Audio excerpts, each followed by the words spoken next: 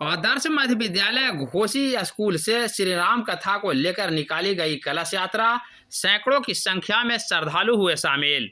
दरअसल घोसी बाजार स्थित आदर्श मध्य विद्यालय घोसी के प्रांगण से शुक्रवार को राम कथा के शुभारंभ को लेकर कलश यात्रा निकाली गई, जिसमें सैकड़ों की संख्या में श्रद्धालुओं ने भाग लिया। इस मौके पर ढोल बाजे के साथ सैकड़ों की संख्या में श्रद्धालु माथे पर कलश लेकर पैदल मार्च करते हुए सरमा के फल्गु घाट पहुंचे, जहां वैदिक मंत्रोच्चारण के साथ जल भरने का कार्य संपन्न हुआ। इस मौके पर घोसी नगर पंचायत के जदयू अध्यक्ष मुकेश कुमार ने बताया कि यह कार्यक्रम अगले 9 दिनों तक चलेगा, जो भंडारे के साथ समाप्त होगा। बता दें कि श्री राम कथा संत कुमोद मिश्रा के तत्वावधान में कराया जा रहा है, जो अगले 9 दिनों तक चलेगा। दिन में पूजा पाठ एवं रात्रि में प्रवचन का कार्य संपन्न कराया जाएगा।